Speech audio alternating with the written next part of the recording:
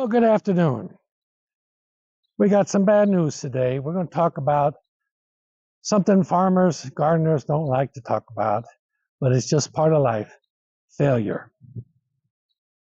Welcome to Doug's Urban Garden.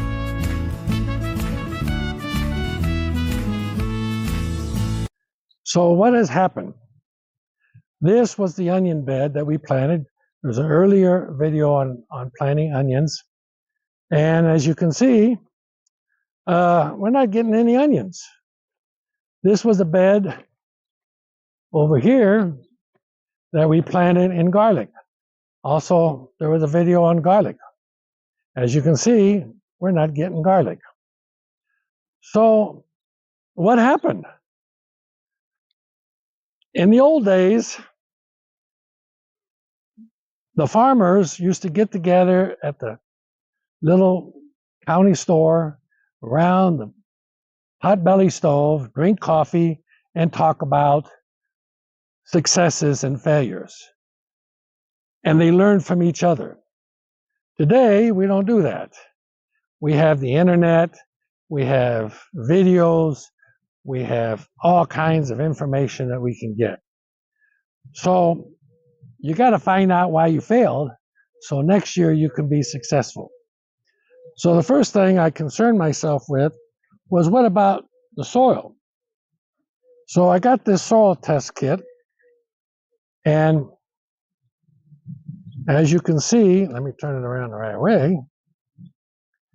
As you can see, my nitrogen is high, my phosphate is high, but my potassium is down here on the bottom. My potassium is very low. So I need potassium in my soil. Now, what is potassium, potash, going to do for the soil? It helps the plant, the leaves, during their photosynthesis process. And the plant needs photosynthesis so that the leaves can make energy for the roots to make onions and garlic. Now, that's part of the opportunity. The other part is planted them too close together, because when you're trying to grow as much as you can in a small space, whether it be these raised garden boxes or a raised bed or a small garden or in a pot in your house on your balcony, you want to get as much harvest as you can. So we have a tendency to overplant, which I did. So I need to spread out my rows. The other thing is, I was watering and getting the tops of the garlic and the onions wet. Now, there's a reason farmers have furrows between the rows. And that's because, as I've learned, plants don't like their leaves wet, especially in the hot part of the day, because it burns the leaves. The water intensifies the heat on the leaves and burns them. So next season, I got to spread this out. Now, the onions, there's another problem. There's three kinds of onions. There's short day onions, intermediate onions, and long day onions. Short day onions have a sunlight, daytime light of 10 to 12 hours. Intermediate is 12 to 14, and long day onions is 14 to 16. There's another opportunity. When you buy your seed packets or you buy starters from the big box store or your garden center, they don't tell you whether it's long day, intermediate, or short day onions. Here in southern New Mexico, West Texas, Zone 8, we're in short day onions. So how do you know if the packet doesn't tell you? You got to go online, and let me get my notes here. There's a website I looked up called Gardener's Path. It will tell you the 14 different varieties of short day onions. So then when you go to your feed store, your garden box store, or buy them online, you only buy those onion varieties that meet the requirements for short day, zone 8.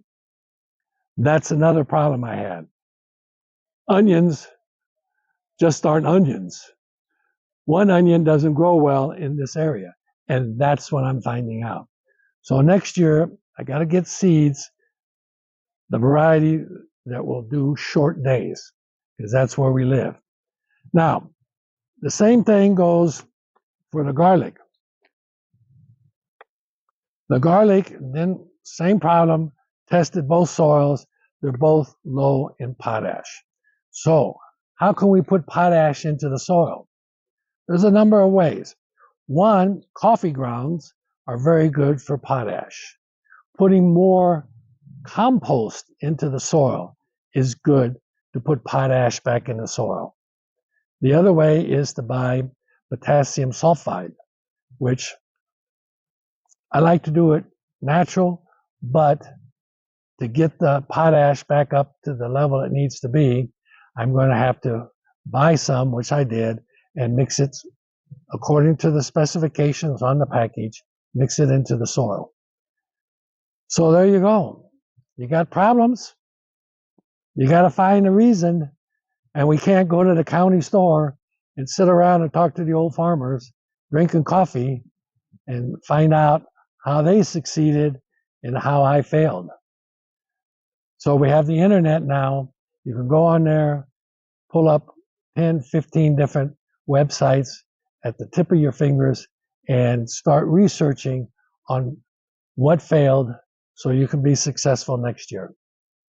So once again, thank you for watching from West Texas, Southern New Mexico. You guys have a great day. Learn from your mistakes like I'm doing and be successful next season. Thank you. Thanks for coming by, and happy gardening!